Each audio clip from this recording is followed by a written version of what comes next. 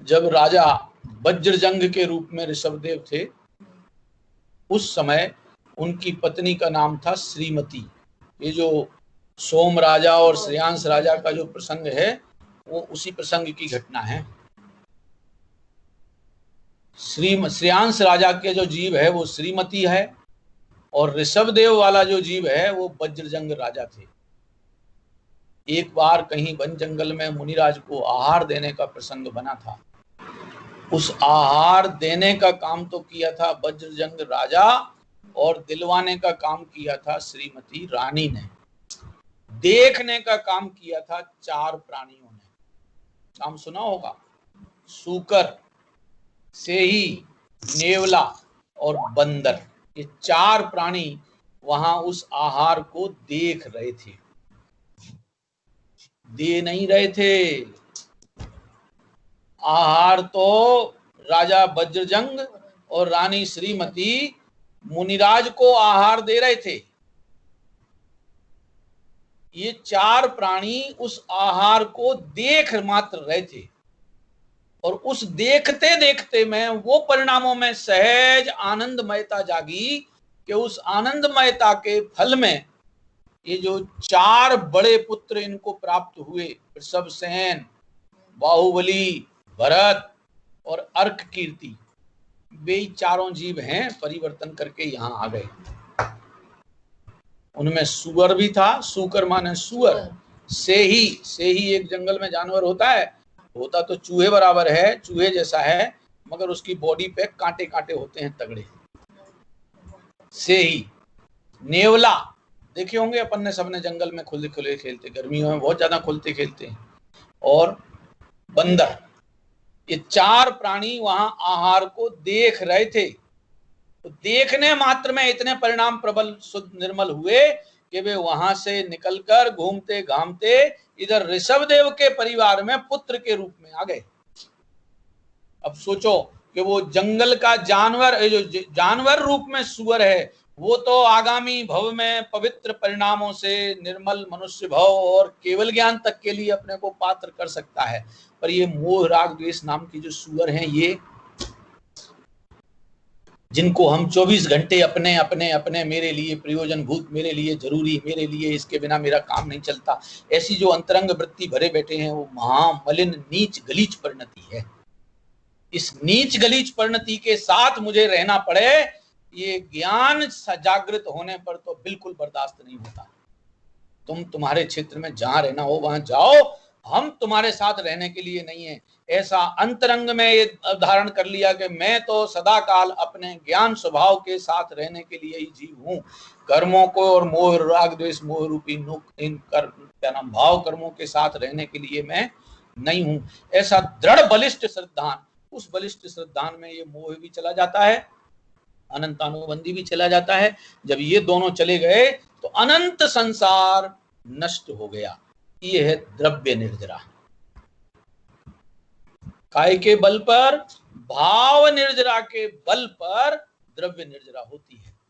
भाव से अपने को न्यारा देखा कि इनका संयोग स्वयं ही अपने से अलग हो जाने वाला है। ऐसा द्रव्य निर्जरा का स्वरूप इस गाथा में अपन पढ़े हैं। देखो, द्रव्य निर्जरा की गाथा जो अपन ने पढ़ी थी 193, गाथा दोबारा पढ़ते हैं, फिर उसका भावार्थ पढ़ना बाकी रह गया था, जो अपन बहुत अच्छी तरह से देखते हैं।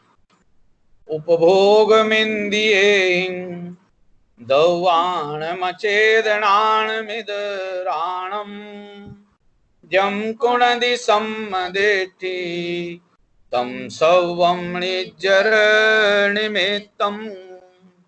उपभोग मिंदिये दौवाण मचेदणाण मिदराणम जम कुणदि सम्मदेठी तम सवम निज्जर निमित्तम। चेतन अचेतन द्रव्य का उपभोग इंद्रिय समूह से जो जो करे सद दृष्टि वह सब निर्जरा कारण बने। गाथा का अर्थ कल पढ़ा था, दोबारा रिपीट करते हुए आगे बढ़ते हैं। हाँ जी, कोई जिज्ञासा है? मैं तो आज भी आ गई थी खोलने। गाथा का अर्थ उनको तो है 5 बजे सम्यक उसके बाद दृष्टि फिर जीव। जाना ही होता है। हाँ जी, आप लोगों में से आवाज बीच में आ रही है कहीं की। सम्यक दृष्टि जीव जो इंद्रियों के द्वारा अचेतन तथा चेतन द्रव्यों का उपभोग करता है, वह सब निर्जरा का निमित्त है। निर्जरा का निमित्त है। निर्जरा का निमित्त है माने वो भोगने में भी सम्यक दृष्टि जीव चेतन अचेतन परिग्रह संयोगों का भोग करता दिखाई देने पर भी उनकी निर्जरा ही निर्जरा कर रहा है। क्यों? क्योंकि नया आश्रव तो रुक गया ना सम्यक दृष्टि पने के दम पे। जो कर्म निकल के गया, चाहे फल भोग के जाए और चाहे फल में अनासक्ति से जाए, जाएगा तो है ही है। समझना जरा क्या खेल है। जो भी कर्म उदय में आया, वो उदय में आया हुआ कर्म, अब उदय में आया वाला कर्म तो दोबारा हमसे बंधा हुआ रह नहीं सकता। वो समय में जितना जाना है वो तो जाएगा ही जाएगा। अब तुम उसको भोगो और चाहे अनासक्ति से भोगो। भोगना माने आसक्ति पूर्वक का भोगना और एक अनासक्ति भाव का भोगना। अभी अनासक्ति भाव का उदाहरण 2 गाथाओं के बाद 195 नंबर की गाथा में अनासक्ति भाव का उदाहरण आएगा, तब चर्चा करेंगे। अनासक्ति भाव और आसक्ति भाव। आसक्ति भाव माने जिसके आने पे हम बहुत उससे प्रभावित होते हैं, जिसके आने पर हम उससे बहुत प्रभावित होते हैं, उसका आना आसक्ति भाव का भोग है। मतलब क्या निकला? कर्म का उदय आया, अब वो चाहे पाप रूप हो चाहे पुण्य रूप हो, उदय आया ना, उदय आया तो उसके आने पर हम प्रभावित हुए। अरे ये तो मेरे दुख के लिए आया है, ये तो मेरे सुख के लिए आया है, इसके आने पर तो मैं आनंद भोगूंगा, इसके आने पर मुझे दुखी होना पड़ेगा। ये क्या है? ये भाव, ये भाव है आसक्ति भाव। इस आसक्ति भाव में, क्योंकि आसक्ति भाव मिथ्या दृष्टि जीव के जीवन में ही होता है, सम्यक दृष्टि जीव के जीवन में आसक्ति का भाव खत्म हो गया। आया है उदय में, आजा भाई, तेरे जाने का काल आया था, इसलिए तू घर में से स्टॉक में से बाहर निकल के आया है, तू जा रहा है, जा। तेरे आने पे भी हम सम हैं, तेरे जाने पे भी हम सम हैं। ये अनासक्ति भाव।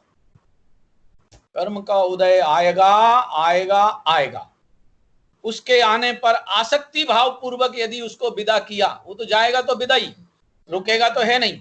आसक्ति भाव पूर्वक विदा किया तो वो तो चला जाएगा, मगर वो दूसरों को, अनंतों को हमारे साथ जोड़ के जाएगा। वो एक कहावत चलती है, हम तो डूबेंगे तुम्हें भी ले डूबेंगे। ये सुना होगा शायद, मेरे ख्याल पिक्चरों का है कोई शब्द ये कहीं। हम तो डूबेंगे तुम्हें ले डूबेंगे। इसका मतलब क्या हुआ कि हम तो जाएंगे ही जाएंगे। उदय कह रहा है हम तो अगले समय तुम्हारे साथ नहीं रहेंगे, नहीं रहेंगे, नहीं रहेंगे। करोड़ कोशिशें करने के बाद भी वो उदय तुम्हारे साथ अगले समय नहीं रहेगा, वो तो चला जाएगा। मगर तुमने इन्हें आसक्ति भाव पूर्वक भोगा है तो दूसरे अनंत तुम्हारे साथ आके बंध जाएंगे। उस आसक्ति भाव पूर्वक बंधन होता है।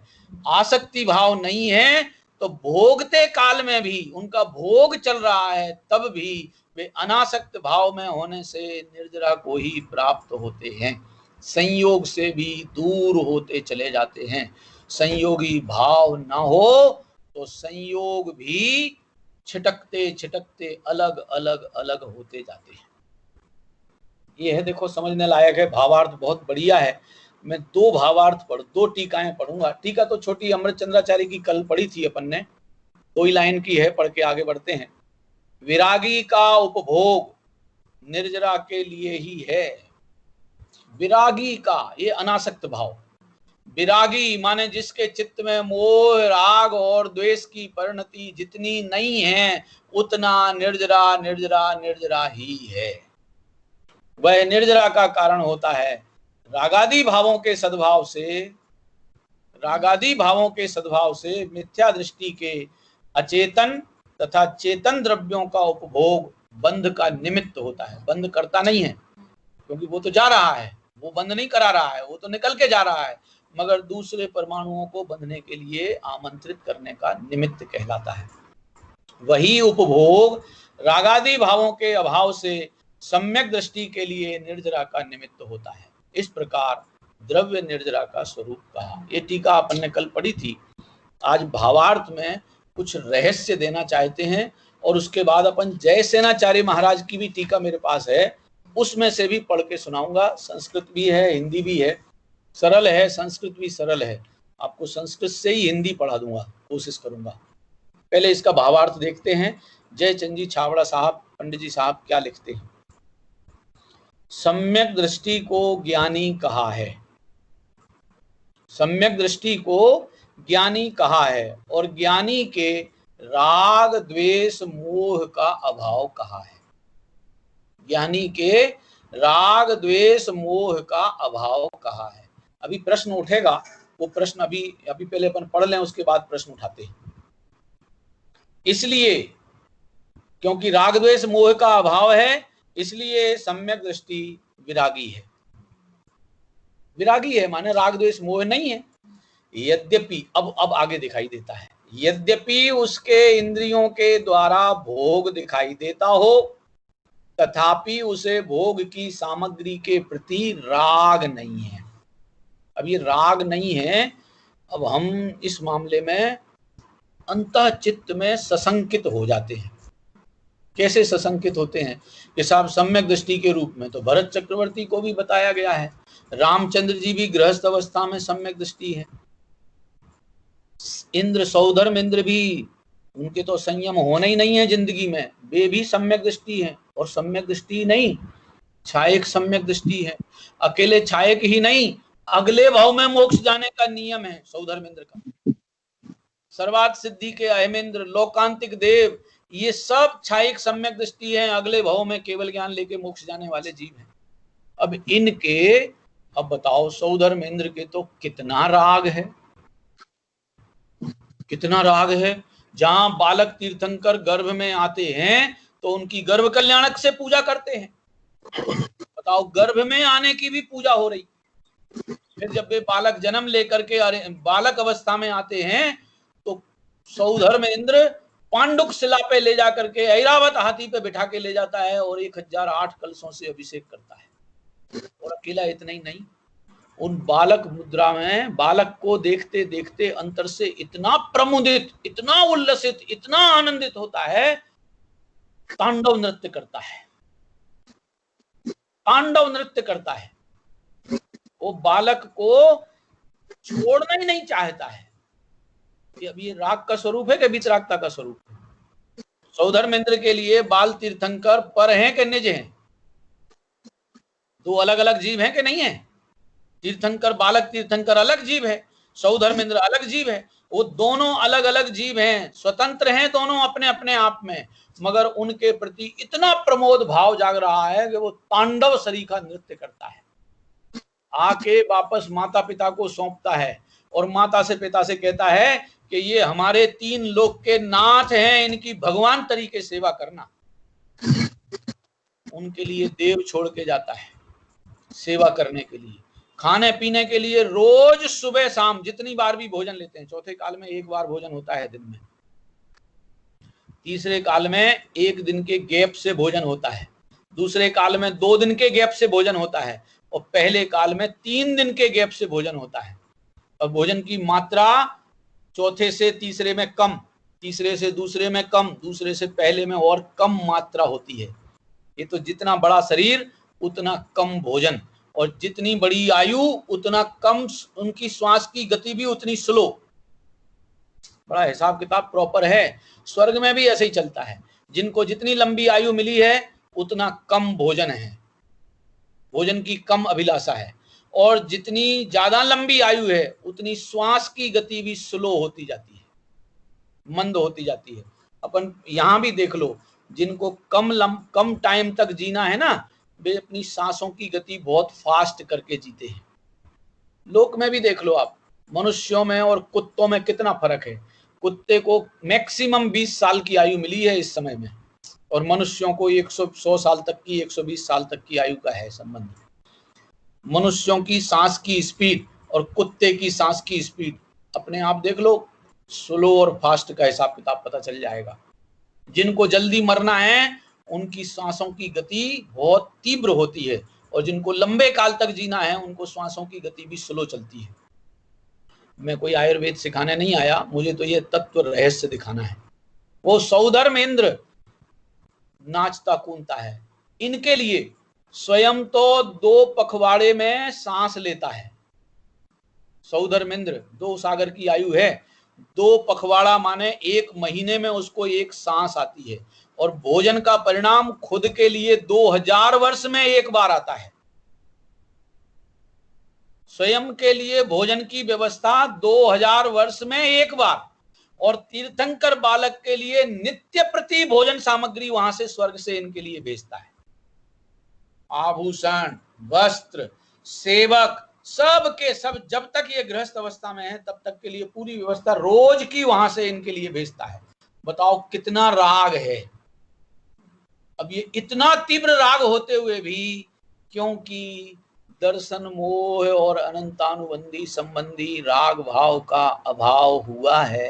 काय का?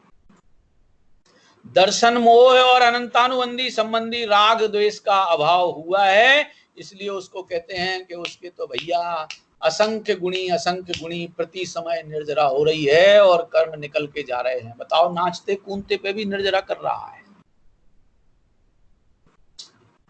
इधर रामचंद्र जी वन जंगल में रावण से युद्ध करते करते काल में भी कर्मों की निर्जरा कर रहे हैं। भरत चक्रवर्ती बाहुबली से लड़ते पिटते पिटते काल में भी निर्जरा कर रहा है। अब ये कैसी निर्जरा है? अद्भुत है निर्जरा भैया। मेन बात काय की है कि वो संयोगी भाव नहीं है, इसलिए संयोगी भावों के कारण होने वाली बंधन परंपरा भी रुक गई है, और निर्जरा की परंपरा असंख्यात गुणी प्रतिपल बढ़ती जा रही है। आगम का अभ्यास करना पड़ेगा भैया, और इसमें जीव के स्वयं हित की कहानी है। यहाँ किसी से कम और किसी से ज्यादा, किसी को कम बुरा देखना, किसी को अच्छा देखना, उनके परिणामों की चेकिंग करने के लिए ये चर्चा नहीं है। अपने परिणामों में स्वभाव की अनुरक्ति एक भी समय ढीली ना हो, और परिणाम मात्र आवे और आते हुए उपेक्षित होके चले जाएं, ऐसी अंतरंग आत्म स्वरूप की आराधना का परिणाम रहेगा। तो जितना ये आत्म स्वरूप की आराधना का परिणाम है, उतनी उतनी असंख्य गुणी प्रति समय की निर्जरा बढ़ती बढ़ती बढ़ती जाएगी। यद्यपि, अब ये सम्यक दृष्टि से लगा लो, यद्यपि उसके इंद्रियों के द्वारा भोग दिखाई देता हो, तथापि उसे उस भोग की सामग्री के प्रति राग नहीं है। अब वो कौन सा राग नहीं है? जैसा मुनिराजों जैसा, कि मुनिराजों के जीवन में मुनिराजों जैसा राग नहीं है, गृहस्थियों के सम्यक दृष्टियों के जीवन में गृहस्थियों जैसा राग नहीं है। माने वो ममत्व बुद्धि अपनत्व से जुड़ी हुई नहीं है। भोग की परिणति बिना ममता के तो नहीं होगी। सम्यक दृष्टि के जीवन में भी हो और चाहे मिथ्या दृष्टि के जीवन में हो, भोग का कार्य ममता पूर्वक ही होता है। अब वो ममता अहम बुद्धि से जुड़ी हुई नहीं है, मात्र संयोग रूप में है। अब ये फर्क है अंतरंग का। अहम बुद्धि और मम बुद्धि में फर्क समझते हैं? बहुत अंतर है। अहम बुद्धि का जो रोग है वो दर्शन मोह का रोग है, और मम बुद्धि का जो रोग है वो चारित्र मोह का रोग है। ये अलग अलग रोग हैं भैया। एक डॉक्टर एक बुखार के लिए 4 गोलियां देता है। क्यों देता है भैया? एक ही तो बुखार है? अरे एक नहीं है, कई तरीके के बुखार हैं, इसलिए कोई ये बीमारी ना हो जाए, इससे ये बचाव हो जाए, इसके साथ में होने वाला ये रिएक्शन छूट जाए, ये सब के लिए 4-4 दवाइयां देते हैं। यहाँ तो दवाइयां अनेक नहीं हैं, बीमारियां अनेक हैं और दवाई एक है। गजब का मार्ग है भैया, मोक्ष मार्ग अद्भुत मार्ग है। संसार में एक बीमारी, दवाइयां अनेक, और मोक्ष मार्ग में अनेक बीमारियां और दवाई एक। वो एक दवाई है आत्म स्वरूप की आराधना। इस आत्म स्वरूप की आराधना में सारे के सारे बीमारियों के कीटाणु जितने भी हैं, चाहे वो ज्ञानावरणी के हों, चाहे दर्शनावरणी के हों, चाहे अंतराय के हों, चाहे मोहनीय के हों, चाहे वेदनीय, आयु, नाम, गोत्र के हों, सब सरकते फिरते दिखाई देते हैं, भागते नजर आते हैं। सोचो जरा, राम रावण के युद्ध में जब विभीषण मारा जाता है उनके यहाँ, अपने यहाँ तो वास्तव में विभीषण नहीं, वो सॉरी इंद्रजीत, अपने यहाँ तो वास्तव में इंद्रजीत ने संयम लिया है, पिताजी से भी विरक्ति लेकर के, मुनि दीक्षा लेकर के संयमित हुए, और 52 गजा जो क्षेत्र है ना अपना, क्या बोलते हैं, बड़वानी, चूलगिरी, 52 गजा एक ही जगह के नाम है, उस क्षेत्र से इंद्रजीत और कुंभकर्ण दोनों के दोनों चाचा भतीजे मुनि दीक्षा लेकर आत्म आराधना करके मोक्ष गए हैं। जब इनके यहाँ टेलीविजन में या हिंदू परंपरा में, अन्य परंपराओं में जो रावण का युद्ध में इंद्रजीत को मरा हुआ दिखाते हैं, जब इंद्रजीत मरता दिखाई देता है, लक्ष्मण के हाथों इंद्रजीत की मौत होती दिखाई देती है, तो उनकी सारी सेना में भगदड़ मच जाती है, ले अब तो हमारा नायक ही मारा गया, अब हम क्या कैसे बचेंगे। जब इतना बड़ा सूरवीर मारा गया तो सारी की सारी सेना में कंपन मच जाता है। आत्मदृष्टि होने पर, दर्शन मोह नाम का संसार का सेनापति मारा जाता है, तो सेनापति के मारे जाने पर जितनी और सेना कर्मों की भरी पड़ी है उन सब में खलल मच जाती है, वे सब ताबड़तोड़ भागने के लिए तैयार होते हैं। ये कर्म परंपरा का ऐसा निर्जरा का खेल चालू होता है। वह जानता है, देखो क्या बढ़िया लिखा है, वह जानता है, वह माने सम्यक दृष्टि जानता है कि यह भोगों की सामग्री परद्रव्य है। क्या है? परद्रव्य है, ये मैं नहीं हूं, यह भोगों की सामग्री परद्रव्य है, मेरा और इसका कोई संबंध नहीं है। साहब फिर क्या है कि कर्मोदय के निमित्त से इसका और मेरा संयोग वियोग है। आ रहा है शब्द समझ में? मैंने शुरुआत में जो 2 शब्द लिए थे, एक संयोग और एक संयोगी भाव। संयोग वियोग तो है, संयोग का तो स्वरूप ही ये है कि जब मिलेगा तो वो निश्चित क्रम में बिछड़ेगा भी। संयोग का लक्षण ही यही है, क्योंकि मिला है तो वो साथ रहने के लिए तो नहीं मिला है, वो कुछ कालांतर में वियोग को प्राप्त होगा ही होगा। तो ज्ञानी क्या जानता है कि ये मेरे कर्मोदय के निमित्त से इसका और मेरा संयोग वियोग है, ये मेरे अपने नहीं है, ये मेरे लिए हितकारी अहितकारी नहीं है। अहितकारी भी नहीं देखता भाई साहब। यदि किसी कर्म को अहितकारी देखें तो उसके प्रति द्वेष जगेगा। कर्म को यदि अपन ने अपने लिए अहितकारी गिना तो उसके प्रति द्वेष जगेगा, वीतरागता नहीं आएगी। वीतरागता के लिए न तो उसके प्रति राग भाव जगना है, न उसके प्रति द्वेष भाव जगना है, पर पना भास गया। क्या हुआ है? पराया है ऐसा अवभाषण हो गया, माने संयोगी भाव खत्म हो गया। बंध का कारण संयोग वियोग नहीं है, बंध का कारण संयोगों को देखकर होने वाला जो इष्ट अनिष्ट की, मेरे तेरे की, अच्छे बुरे की, नए पुराने की, छोटे बड़े की जो करोड़ों कल्पनाएं हैं, वे कल्पनाएं ही बंध की कारण होती हैं। अज्ञानी के ये अपनत्व छूट गया तो तत्संबंधी वे सारी कल्पनाएं छूट गईं। कर्मोदय के निमित्त से इसका मेरा संयोग वियोग है। संयोग वियोग है माने साथ में है, छूट जाते हैं। अब आगे, जब तक उसे चारित्र मोह का उदय आकर पीड़ा करता है, जब तक उसे, अब दर्शन मोह तो चला गया, अब कौन सा बाकी मोह रह गया? चारित्र मोह। कब तक रहेगा ये चारित्र मोह? साहब अनादि काल से लेके जब तक 10वां गुण स्थान पूर्णता को प्राप्त नहीं होता तब तक चारित्र मोह का रोग रहता है। जब तक मिथ्या दर्शन है तब तक अनंतानुबंधी वाला चारित्र मोह विद्यमान है, और जहां सम्यक दर्शन प्रकट हुआ वहां अप्रत्याख्यान, प्रत्याख्यान और संज्वलन संबंधी चारित्र मोह विद्यमान है। फिर जहां अणुव्रत पंचम गुण स्थान आया वहां प्रत्याख्यान और संज्वलन संबंधी चारित्र मोह विद्यमान है। फिर जहां मुनि पद आया वहां अनंतानुबंधी, अप्रत्याख्यान और प्रत्याख्यान संबंधी चारित्र मोह तो निकल गया, संज्वलन संबंधी चारित्र मोह विद्यमान है। जहां श्रेणी आरोहण चालू हुआ, 8वां गुण स्थान, 9वां गुण स्थान, 10वां गुण स्थान, सूक्ष्म संप्राय का अंतिम काल आया, उस समय तक चारित्र संज्वलन संबंधी भी चारित्र मोह नष्ट हो जाता है।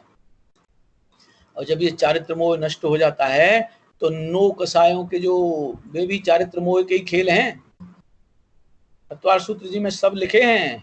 यदि अपन ने तत्वार सूत्र जी का गंभीरता से अध्ययन किया है तो अपने को सब स्पष्ट निकल आता है कि उसमें मोह के जब 28 भेद गिनाए, मोहनीय कर्म के जब 28 भेद गिनाए तो उनमें उनको भेद किया। पहले दर्शन मोह और चारित्र मोह, फिर दर्शन मोह के 3 और चारित्र मोह के 25 भेद गिनाए। उन 25 में से कसाय वेदनीय और एक अकसाय वेदनीय नाम से 2 तरह का भेद चारित्र मोह में डाला। कसाय वेदनीय के 16 और अकसाय वेदनीय के 9। अब कसाय वेदनीय में अनंतानुबंधी, अप्रत्याख्यान, प्रत्याख्यान और संज्वलन संबंधी क्रोधमान माया लोभ, और अकसाय वेदनीय में 9 कर्म आते हैं, हास्य, रति, अरति, शोक, भय, जुगुप्सा, स्त्री वेद, पुरुष वेद, नपुंसक वेद। ऐसे 28 भेद मोहनीय कर्म के गिनाए हैं। दिखाता हूं मैं, लाओ तत्वार सूत्र जी ग्रंथ।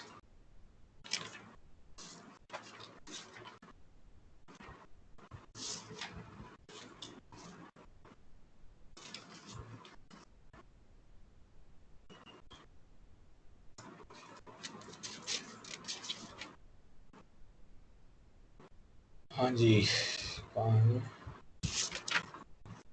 भेद, कर्मों के भेद तो 8वें अध्याय में आएंगे ना। ये लो, 8वें अध्याय का 9वां सूत्र है। तत्वार सूत्र जी के 8वें अध्याय का 9वां सूत्र है, जिसमें मोहनीय कर्म के 28 भेदों का पूरा बड़ा सूत्र है। भैया सुनाता हूं मैं, बड़े आराम से सुनिएगा। बड़ा सूत्र है, संस्कृत का सूत्र है, इसलिए थोड़ा सा टाइम लगता है। देखो क्या है। दर्शन चारित्र मोहनीया कसाय कसाय वेदनीयाख्यास त्रि द्वि नव 16 भेदा सम्यक्त्व मिथ्यात्व तदुभयान्य कसाय कसायौ हास्य रत्यरति शोक भय जुगुप्सा स्त्री पुण्य नपुंसक वेदा अनंतानुबंध्य प्रत्याख्यान प्रत्याख्यान संज्वलन विकल्पाश्चैकसः क्रोध मान माया लोभा। यदि ये सूत्र, हम इस सूत्र को भी पूरी तरह से उसका अर्थ समझ के चलें तो कान के कीड़े निकल जाएं। जो जिनवाणी पढ़ने में निश्चय और व्यवहार का जो विसंवाद खड़ा होता है, ये अकेले एक सूत्र को समझने में सारे कान के कीड़े निकल जाएं, सारा हिसाब किताब समझ में आ जाए कि जिनवाणी में क्या वर्णन किया गया है। पहले मोहनीय के 2 भेद, दर्शन और चारित्र मोह। फिर चारित्र मोह के अकसाय और कसाय वेदनीय नाम के 2 भेद। फिर उसके बाद त्रि माने दर्शन मोह के 3। फिर चारित्र मोह में जो अकसाय वेदनीय हैं, ठहरो, दर्शन 3 हो गए। फिर उसके बाद आ गया कसाय वेदनीय और अकसाय वेदनीय नाम के 2 भेद। फिर अकसाय वेदनीय के 9 भेद। फिर कसाय वेदनीय के 16 भेद। अब उन्हीं की डिटेल है। सम्यक मिथ्यात्व तदुभयान्य कसाय कसायौ हास्य रत्यरति शोक भय जुगुप्सा स्त्री पुण्य नपुंसक वेदा अनंतानुबंध्य प्रत्याख्यान प्रत्याख्यान संजुलन विकल्पाश्चैकसः क्रोधमान माया लोभा। ये पूरा का पूरा ये जो बड़ा सूत्र है, ये दर्शन मोह और चारित्र मोह के पूरे भेदों का स्वरूप बता देता है। जहां दर्शन मोह गया कि अनंतानुबंधी संबंधी चारित्र मोह भी जाता है, ये तो नियम है। और जब ये गए तो फिर दर्शन मोह और अनंतानुबंधी के जाने के बाद ये स्वरूप की लीनता बढ़ती है, उससे अप्रत्याख्यान जाता है। पंचम गुण स्थान, और लीनता बढ़ती है तो छठा सातवां गुण स्थान आता है, प्रत्याख्यान संबंधी कसाय वेदनीय चले गए। और सातवां गुण स्थान के बाद जब आत्मस्वरूप में लीनता निरंतर होती है तो संज्वलन संबंधी क्रोध मान माया लोभ भी चले जाते हैं, और बीच में ही ये हास्य रति रति वगैरह नो कसाय भी चली जाती है। अब 10वां गुण स्थान एक बार पूरा हुआ, छपक श्रेणी पूर्वक यदि गया है तो सीधा 12वां गुण स्थान और केवल ज्ञान हासिल होता है। ये सीधा का सीधा मोह का अभाव होने पर, ज्ञानावरण दर्शनावरण अंतराय, इन चारों कर्मों का मोह का अभाव होने पर 10वें अध्याय का पहला सूत्र, मोह क्षयात ज्ञान दर्शनावरणांतराय क्षयाच केवलम। भाई साहब तत्वार सूत्र जी का अभ्यास जिन्होंने अपने चित्त से पढ़ा लिखा समझा है, उसको जिनवाणी में कहीं विसंवाद के लिए कोई गुंजाइश नहीं बचती है। समय सार जी तो जो ग्रंथ है वो तो मिथ्यात्व से निकालकर चौथे गुण स्थान में आने पर क्या क्या परिवर्तन होते हैं इतना वर्णन करने के लिए चौथा ये समय सार जी ग्रंथ है। मिथ्यात्व में से जीव निकले और अविरत सम्यक्त वाली दशा में आ जाए, इतने में कितना बड़ा परिवर्तन हो गया, कितना बड़ा कर्मों का जाल निकल गया, उसका परिचय देने वाला ग्रंथ है। अभी बताता हूं, देखो कर्मोदय के निमित्त से इसका और मेरा संयोग वियोग है, बताने की जल्दी पड़ती है और टाइम पूरा होने को आ जाता है, 56 हो गए।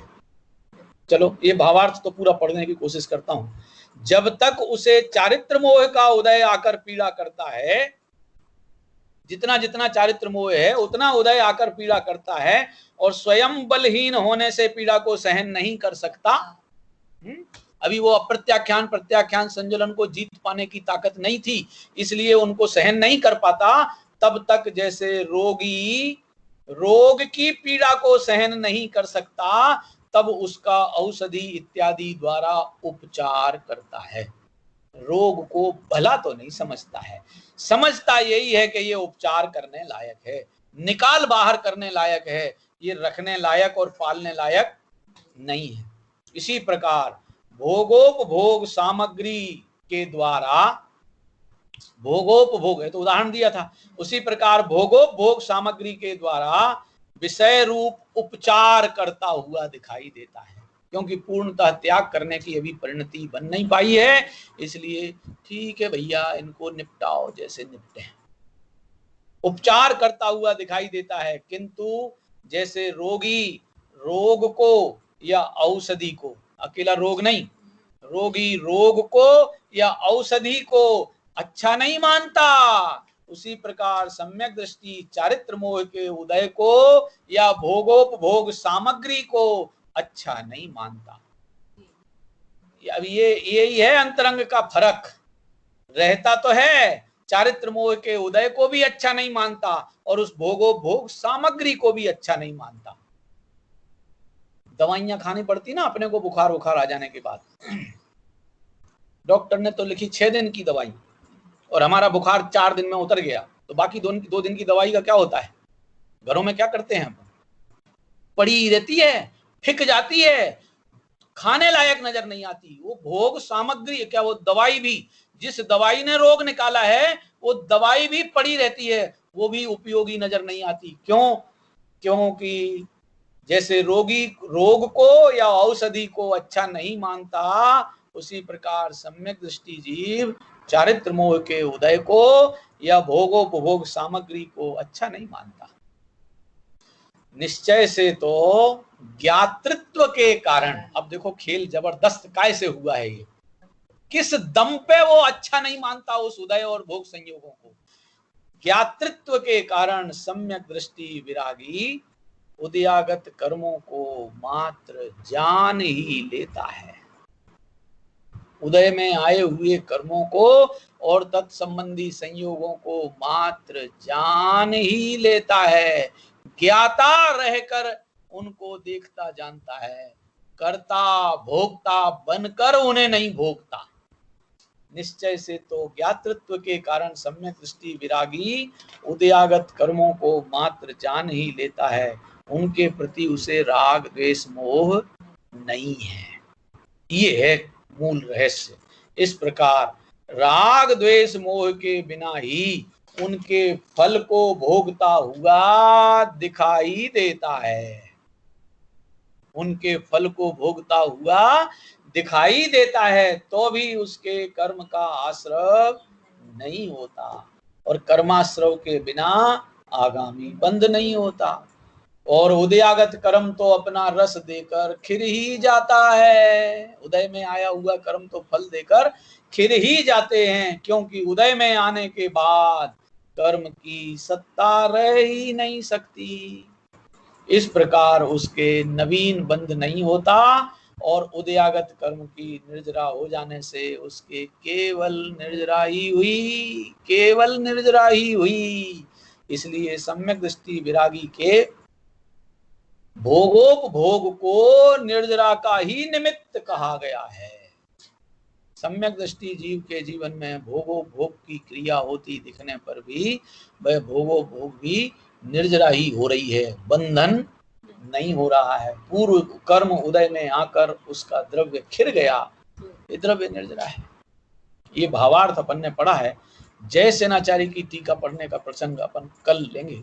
जय सेनाचारी महाराज की टीका में और गंभीर गुण स्थानों के क्रम में क्या क्या कैसे कैसे कसाय परिणति और कितनी कितनी मोहनी कर्म की प्रकृतियों का अभाव हुआ है, उतना उतना बंधन उसको नहीं होता, उसकी निर्जरा ही निर्जरा होती है। ये प्रकरण कल देखेंगे, आज यहीं विराम। जितना अपन ने आज पढ़ा है कोशिश कीजिएगा ग्रंथ के द्वारा दोबारा भी उसको स्वयं पढ़ें। जब आप स्वयं पढ़ोगे, देखो अकेले सुन के चले जाने से केवल कर्णेंद्रिय का विषय भोग बनेगा ये साधन। अपन ने जिनवाणी की चर्चा कर्णेंद्रिय का भोग बनाने के लिए नहीं की है, ये पुनः पुनः बार बार चिंतन मनन के लिए। अरे महाभाग्य से जैसे तैसे अपने को ये दिन भर अपने घर में रहने का मौका मिला है, तो अब तो इस ग्रंथ के माध्यम से अपने को ये रहस्य सीखने के लिए उद्यमबद्ध होना ही चाहिए। आप ग्रंथ भी स्काइप पे पूरा का पूरा दोबारा भी जब चाहो स्वाध्याय भी पूरा सुन सकते हो, और ग्रंथ का भी अध्ययन आप कर सकते हैं। इसके अवसर अपने पास हैं, उसका लाभ अपन लेवें। अभी यही विराम। सहजानंदी शुद्ध स्वरूपी अविनाशी हूँ आत्मस्वरूप। सहजानंदी शुद्ध स्वरूपी अविनाशी हूँ आत्मस्वरूप। सहजानंदी शुद्ध स्वरूपी अविनाशी हूँ आत्मस्वरूप। जावाणी के ज्ञान ते सूझे लो कालो, सोवाणी मस्तक नो सदा देत हूँ।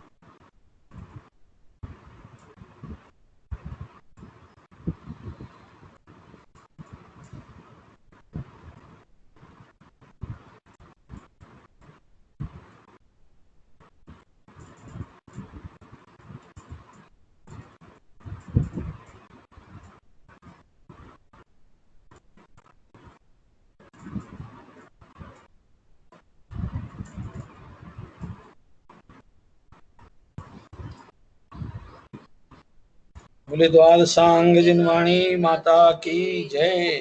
परम पिगंबर जैन धर्म की जय।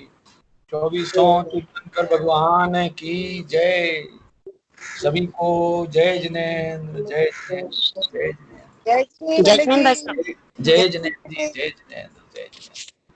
सब ठीक है पंडित जी? हाँ जी बिल्कुल बढ़िया बढ़िया, आनंद मंगल। ठीक चल रहा है आपका हाँ स्वाध्याय हर तरह से? खूब बढ़िया बढ़िया मजेदार। हमें भी बहुत लाभ मिल रहा है पंडित जी। बस बहुत इसी का मजा लेते रहो निरंतर, हाँ, और खुद भी थोड़ा हाँ सा जी, हाँ अभ्यास जी। करने के लिए भी थोड़ा अपना और उद्यम बढ़ाओ, मजा आएगा। जितना जितना अपन उद्यम तो बढ़ाना चाहते हैं, पर पंडित जी बढ़ाना तो चाहते हैं लेकिन बढ़ नहीं रहा है। बढ़ाना तो पड़ेगा अपने को, क्योंकि अभ्यास तो अपने ही